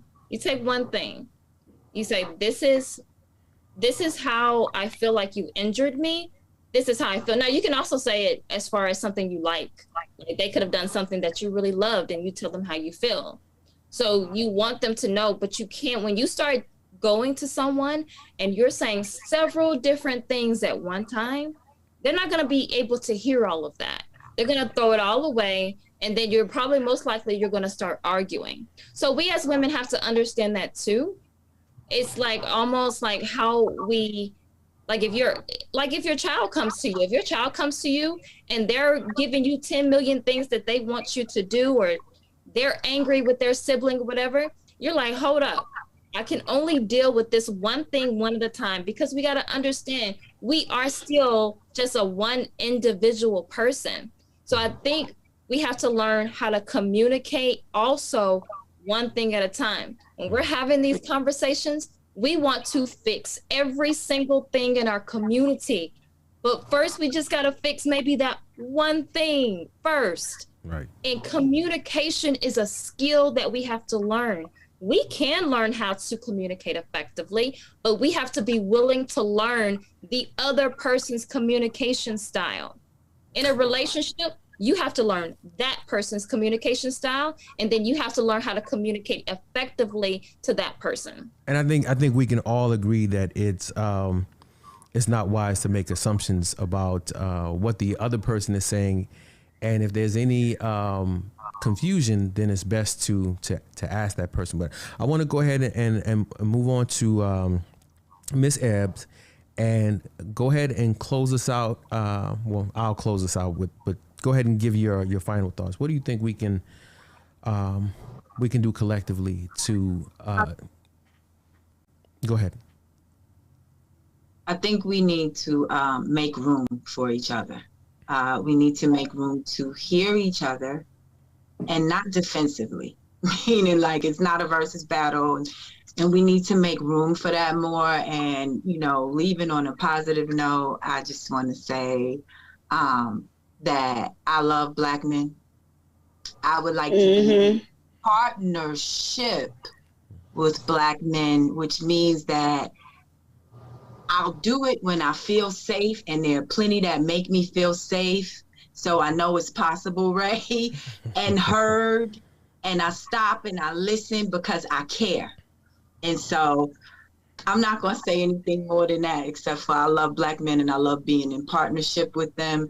And I love it when the partnership is good, because when it's not, then it's not. Right. I will say that I think this has been a great conversation. I think it's been you guys have been a great panel. It's been a great topic.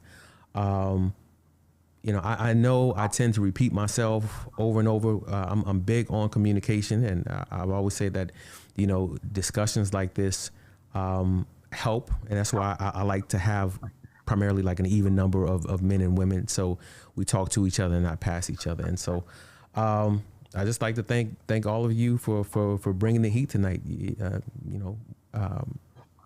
I'm grateful. But to all of you who are still remaining in the audience, be sure to click the like, subscribe, and notification button. Until next time, remember to keep an open mind, think for yourself, and stay lit. AK on fire.